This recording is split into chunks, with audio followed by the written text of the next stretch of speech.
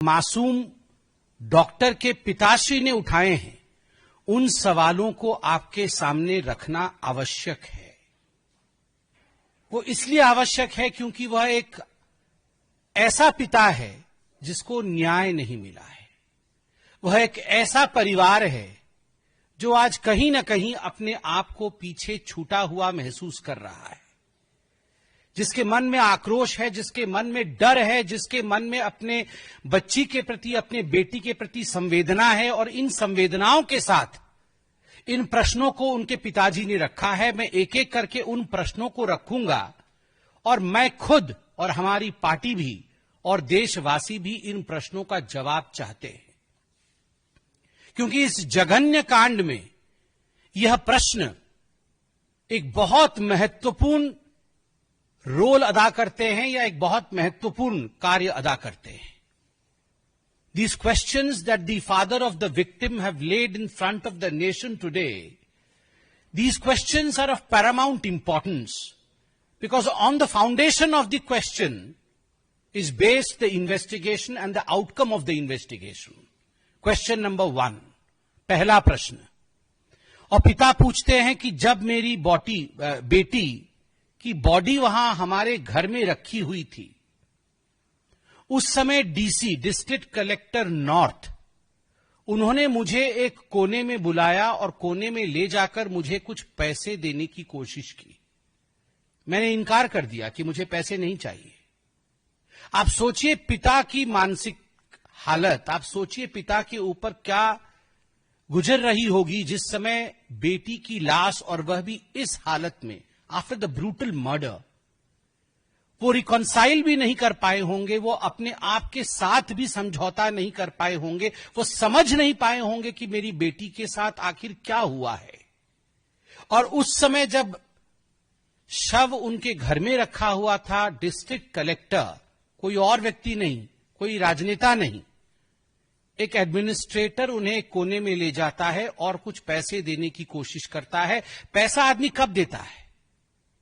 आदमी भ्रष्ट कब बनता है? जब मुंह बंद रखाने की कोशिश की जाती है, या कुछ छुपाने की कोशिश की जाती है, या ऐसा किया जाता है कि भाई देखो हम तो आपको कुछ दे रहे हैं, आप बदले में कुछ हमें भी दो, कुछ बोलो मत। ऐसा क्या था कि ममता सरकार ने डीसी को भेजा पैसे के साथ कि आप जाइए, और जब शव घर में रखा हुआ है उस समय उनके माता पिता को खरीदने की कोशिश करिए। We want the answer to this specific question raised by the father of the victim. What was it that the administration was trying to throw under the carpet by paying bribe and money to the parents of the victim? प्रश्न number 2, पिता पूछते हैं और कहते हैं कि police को लगभग 10:10 सुबह यह मालूम पड़ गया 10 तारीख अगस्त को कि मेरी बेटी की हत्या हो चुकी है, मेरी बेटी अब इस दुनिया में नहीं है। शव बरामद हो चुका था 10:10 10 तारीख को, मगर मृत्यु उससे बहुत समय पहले हो चुका था। She was dead quite early. It was discovered by the police at 10:10 AM। हमें 11 बजे बोला गया कि सुसाइड किया है आपकी बेटी ने, आधे घंटे के बाद। और जब हम हॉस्पिटल पहुंचते हैं तो हमें उस सेमिनार कमरे के बाहर जहां हत्या हुई थी, जहां शव था, उसके बाहर 3.5 घंटे इंतजार कराया गया। We were forced to wait for 3.5 hours। इसके बावजूद कि कई लोग उस कमरे में जा रहे थे और आ रहे थे। Multiple people way going and coming from that room, they were entering the room and they were exiting the room. But parents के लिए आप जरा सोच के देखिए, एक माता पिता के ऊपर क्या गुजरती है जब उनको पता है कि मेरी बेटी या बेटा का शव इस कमरे के अंदर है, और वो 3.5 घंटे बाहर इंतजार करते हैं केवल और केवल उसे देखने के लिए। और पुलिस उसे अंदर नहीं छोड़ती है, उन्हें रोक के रखती है। और बार बार पिता बाद में कहते हैं, बार बार हमें बताया जा रहा था कि आप यहां मत खड़े होइए, आप प्रिंसिपल के कमरे में जाइए। वो प्रिंसिपल जो आज गिरफ्तार है, मिस्टर घोष। आप प्रिंसिपल के कमरे में जाइए और वहां बैठिए। हमने मना कर दिया कि हम प्रिंसिपल के कमरे में नहीं जाएंगे, हम इसी कमरे के बाहर इंतजार करेंगे। 3.5 घंटे इंतजार करने के पश्चात कुछ मिनटों के लिए मुझे अंदर बुलाया गया। आप सोचिए, ऐसा क्या करना चाहती थी पुलिस, ऐसा क्या करना चाहता था वहां का प्रशासन? उन 3.5 घंटों में बार बार उनके पेरेंट्स को, उनके माता पिता को प्रिंसिपल के कमरे में भेजकर उस एरिया को खाली करा करके क्या करना चाहती थी प्रशासन आखिरकार? और सबसे बड़ी बात, दूसरे नंबर प्रश्न में उनके पिताजी पूछते हैं कि एक ब्लैंक कागज में, खाली कागज में हमें हस्ताक्षर करने कहा गया एंड वी रिफ्यूज्ड, हमने मना कर दिया। सब अंदर पड़ा है बच्ची का, बाहर 3.5 घंटे से माता पिता इंतजार कर रहे हैं और एक ब्लैंक कागज, कोरा कागज लाकर पुलिस कहती है आप इसमें हस्ताक्षर कर दीजिए, प्रशासन कहता है आप इस कोरे कागज में हस्ताक्षर कर दीजिए। वाई?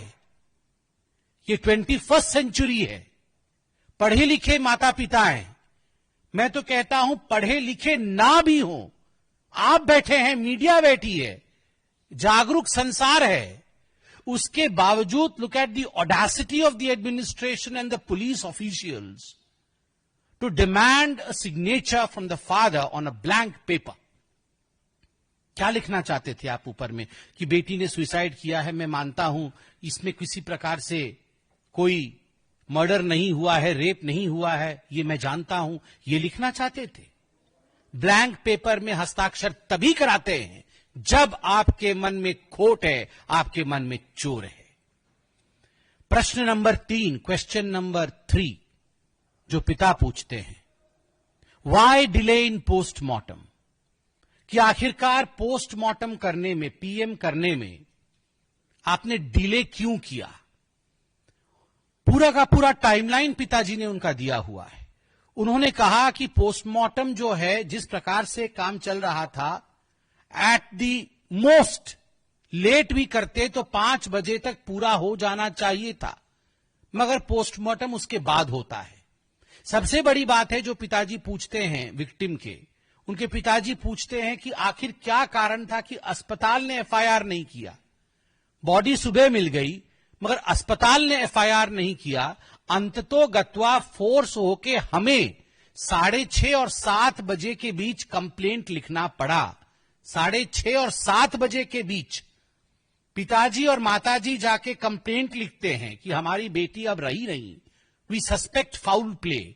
और उसके बाद 11:45 माफ करिएगा, 11:45 PM रात को 11:45 पर एफआईआर दर्ज करती है लोकल पुलिस।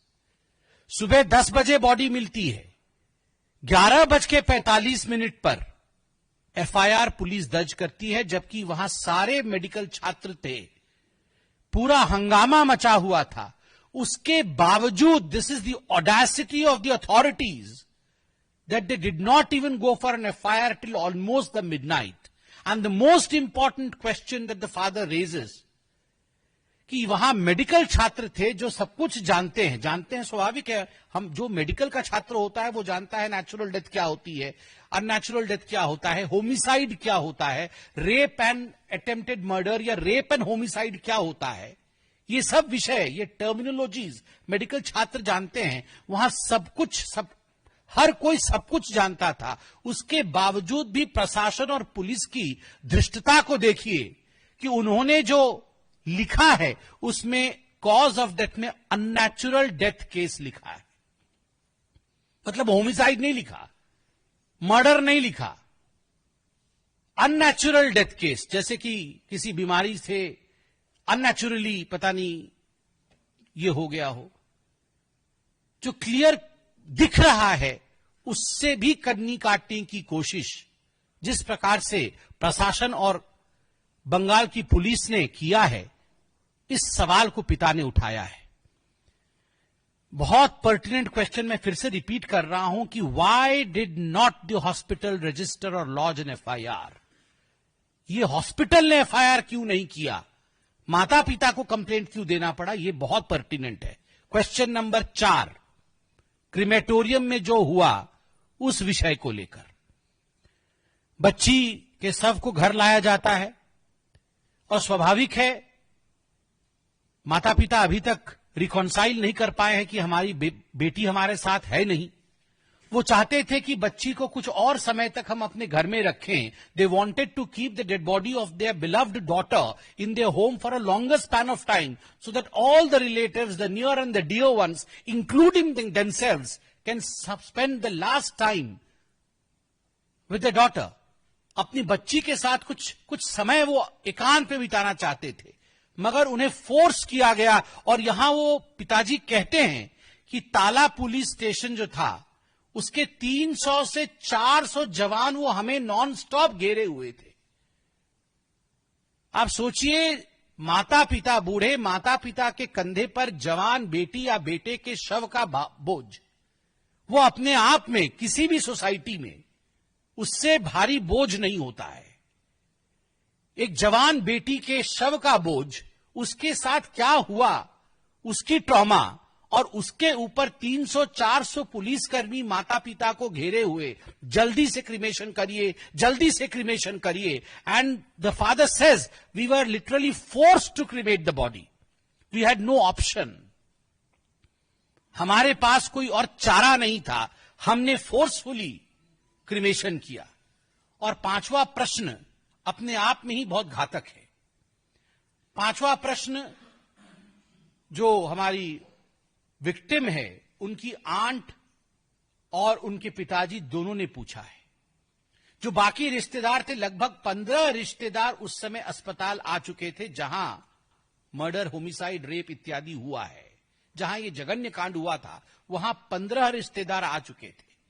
इन 15 रिश्तेदारों के मौजूदगी में सबने देखा कि माता पिता कार में बैठ के एम्बुलेंस के आगे गए। सभी रिश्तेदारों की इच्छा थी कि हम एम्बुलेंस में बिटिया के साथ जाएं। स्वाभाविक है माता पिता को बहुत आघात लग रहा होगा, वो कार में गए हैं, मगर रिश्तेदार एम्बुलेंस में बैठना चाहते थे। और जब इस विषय को लेकर रिश्तेदारों ने पुलिस को अप्रोच किया कि हम बिटिया के साथ एम्बुलेंस में जाएंगे, हम उनकी बुआ हैं, हम चाची हैं, हम काकी हैं, आमी काकी मां, मैं जाऊंगी या मैं जाऊंगा, उस समय पुलिस ने तुरंत एम्बुलेंस के गेट को बंद कर दिया और कहा नहीं, आपके लिए संभव नहीं है, क्योंकि यहां का जो टीएमसी का लोकल काउंसिलर है उसने अपने आप को लोकल गार्डियन लड़की का घोषित कर दिया है और वो एम्बुलेंस में बैठ गया है। मुझे तो समझ में नहीं आ रहा है, जहां 15 रिश्तेदार हो, माता पिता हो, where was the dearth of a guardian? Were there no local guardians that a counselor of TMC had to become a local guardian to sit in the ambulance? Ambulance में उस local guardian, quote unquote TMC का counsellor, उसने क्या किया? Did he play with the evidences or did he destroy the evidences inside the ambulance? आखिरकार उनके रिश्तेदारों को एम्बुलेंस में जाने की अनुमति पुलिस ने अफरा तफरी में क्यों नहीं दी? अफरा तफरी में एम्बुलेंस के गेट को क्यों बंद किया और तुरंत एम्बुलेंस को वहां से क्यों भगाया? इन अ हरी, इन अ जिफी, आज अखबारों में लिखा हुआ है, लेफ्ट इन अ हरी। क्यों? और एक बहुत महत्वपूर्ण सवाल पिता पूछते हैं कि जब क्रिमेशन चल रहा था उस समय टीएमसी के एक एमएलए वहां लगातार मौजूद रहे, वो यहां वहां अफसरों के साथ बात कर रहे थे और 2 टीएमसी के काउंसलर वहां मौजूद रहे। आखिर ऐसा क्या था कि टीएमसी के नेताओं को क्रिमेशन के दौरान मौजूद रह के वहां के जो लोकल डीएम हैं, वहां के जो एसपी है, वहां के जो अधिकारी हैं, उनको बार बार कुछ न कुछ हिदायत देनी पड़ रही थी? क्या कारण था? Why was this happening? Politicisation of the cremation of the victim, ये क्यों हो रहा था? और पिता ने बहुत इमोशन के साथ एक प्रश्न पूछा है, ये इमोशन का विषय है। उन्होंने कहा कि क्रिमेटोरियम में जो फीस लगती है वह फीस भी मुझसे नहीं लिया गया, किसी और ने दे दिया। मेरी बेटी पता नहीं क्या स्वर्ग से सोच रही होगी कि मेरे पिता ने मेरे क्रिमेशन का पैसा भी नहीं भरा। मैं इसको पॉलिटिसाइज नहीं करना चाहता हूं, मगर यह वाकई एक बहुत इमोशनल विषय है। एक पिता और एक माता जो अपने बेटी के अंतिम संस्कार के लिए जो कुछ पैसे होते हैं वो देना चाहते हैं, मगर वो किसी और ने दे दिया है, किसी पॉलिटिशियन ने, कोट अनकोट, मुझे पता नहीं पॉलिटिशियन ने दिया या अधिकारी ने दिया, इस विषय में क्लैरिटी नहीं है, किसी ने क्यों दिया। वहां भी डीसी नॉर्थ पैसा देने की कोशिश कर रहे थे, यहां भी उसी प्रकार की हालत है। तो पिता पूछते हैं आखिर ऐसा क्यों हो रहा है, इस प्रकार से मुझे बार बार पैसा क्यों देने की कोशिश हो रही है। पिता का आखिरी प्रश्न है कि जो डीसी सेंट्रल है, इंदिरा मुखर्जी और कई आईपीएस ऑफिसर्स, ये जो प्रेस कॉन्फ्रेंस करके झूठ के तथ्य को रख रहे हैं, वो तथ्य पूरी तरह से सरासर झूठ है, इसलिए उन तथ्यों पर ध्यान नहीं दिया जाए। एक वीडियो भी इनके पिताजी का पहले दिखाया गया था जिसमें वो कह रहे थे कि हमें किसी ने पैसा देने की कोशिश नहीं की।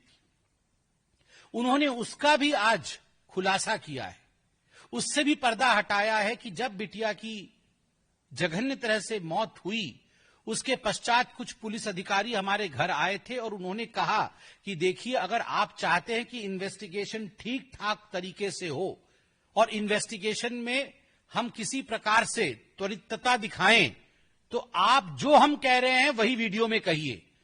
आप कहिए कि हम ठीक कर रहे हैं और हमने आपको पैसा देने की कोशिश नहीं की। इसलिए कौन सा पिता या कौन सी माता नहीं चाहती है कि उनके बच्चे के मृत्यु का जो इन्वेस्टिगेशन चल रहा है वो त्वरित गति से हो, वो शीघ्र हो। तो स्वाभाविक है इसमें भी पिता के ऊपर प्रेशर डाल के उनसे जो वीडियो लिया गया है उसके विषय में कल खुलासा हुआ है। जब तक मुख्यमंत्री ममता बनर्जी और विनीत गोयल, कमिश्नर कलकत्ता, अपने पद पर, अपने आसन पर बने रहेंगे, यह संभव नहीं है कि इन्वेस्टिगेशन फेयर तरीके से हो। एक बहुत बड़ी बात और है, आप सबको मैं एक चिट्ठी दिखाऊंगा और इस चिट्ठी के विषय में बताना चाहता हूं। यह चिट्ठी आरजी कर मेडिकल कॉलेज के प्रिंसिपल घोष साहब ने लिखा है। 10 तारीख की चिट्ठी है। जो हत्या और रेप विक्टिम का होता है वो इंटरवेनिंग नाइट 8 और 9 तारीख के बीच होता है और 10 तारीख को यह चिट्ठी जारी की जाती है। इस चिट्ठी का मेमो नंबर है RKC/4197 और यह चिट्ठी संबोधित है to the executive engineer PWD electrical. ये मेडिकल कॉलेज के PWD इलेक्ट्रिकल इंजीनियर को और बाकी इंजीनियर्स को संबोधित है। आगे देखिएगा तो इसमें कहा गया है कि जो सेमिनार हॉल है, जिस सेमिनार हॉल में ये जघन्य कांड हुआ, उसके साथ वाले डॉक्टर्स रूम और उसके साथ वाले डॉक्टर्स टॉयलेट और जो स्टाफ की टॉयलेट है उसे डेमोलिश करके फिर से बनाया जाए। पहले जब भारतीय जनता पार्टी और जनता जनार्दन ने, मीडिया ने इस पे सवाल उठाया था, उस समय कलकत्ता की प्रशासन ने, कॉलेज के प्रशासन ने, बंगाल की सरकार ने, ममता जी ने कहा था यह निर्णय तो पहले से हो चुका था, ये 8 और 9 तारीख के पहले से निर्णय हो चुका था। It had nothing to do with the dates. मगर ये चिट्ठी इशू हुई है 10 तारीख को, अर्थात हत्या और बलात्कार के पश्चात ये चिट्ठी आनन फानन में इन्होंने एक्सप्रेस मोड ये चिट्ठी इशू हुई है। और सबसे बड़ी बात है इस चिट्ठी में कि PWD department says that engineers ने ये जो निर्णय लिया है, ये निर्णय किसके साथ बैठने के बाद हुआ है? मीटिंग उसी दिन हुई है 10 तारीख को। किसके साथ हुई है? Principal secretary department of health and family welfare government of West Bengal and the director of medical education department of health and family welfare government of west bengal। आप सोचिए, प्रिंसिपल सेक्रेटरी और डायरेक्टर हेल्थ 10 तारीख को meeting करते हैं और सबसे बड़ी बात है उसी दिन बोला जाता है साइट इंस्पेक्शन करिए, और एक साइट इंस्पेक्शन भी हो जाता है। बॉडी की इंस्पेक्शन नहीं हो सकती है, बॉडी के इंस्पेक्शन में 12-12 घंटे की डिले हो रही है, मगर साइट इंस्पेक्शन तुरंत, और तुरंत नोटिस निकल जाता है, डेमोलिश कर दिया जाता है और काम शुरू किया जाता है। क्यों? स्टाफ टॉयलेट को और डॉक्टर्स के टॉयलेट को इतनी त्वरितता के साथ क्यों डेमोलिश किया गया, और जिन डॉक्टरों ने इस डेमोलिशन के फोटो को ट्विटर, सोशल मीडिया इत्यादि में छोड़ा, उनके ऊपर कार्रवाई हुई, उनको अरेस्ट करने की धमकी दी गई, कंप्लेंट रजिस्टर किया गया कि ये सब भड़काने की कोशिश कर रहे हैं। मगर चिट्ठी झूठ नहीं बोलती। 10 तारीख की ये चिट्ठी है। आनंद फानन में जब प्रिंसिपल सेक्रेटरी इन्वॉल्व है, that means none other than chief minister. Principal secretary को कौन हुक्म देगा? प्रिंसिपल सेक्रेटरी को चीफ सेक्रेटरी और मुख्यमंत्री ही हुक्म दे सकते हैं। तो स्वाभाविक रूप से मुख्यमंत्री के हुक्म पर अगर आप उसी दिन चिट्ठी जारी करते हैं और एविडेंसेस को मिटाने की कोशिश करते हैं, जो हत्यारा होगा, मैं सीबीआई नहीं हूं, मैं एक आम आदमी हूं, मैं पुलिस भी नहीं हूं, मैं एक आम आदमी हूं, मगर मेरे में भी इतनी बुद्धि है कि जहां हत्या और बलात्कार हुआ है, हो सकता है और पूरी तरह से संभव है कि हत्यारा और बलात्कारी वो स्टाफ टॉयलेट गया होगा, खून के धब्बों को मिटाने के लिए गया होगा, अपने आप को साफ करने गया होगा।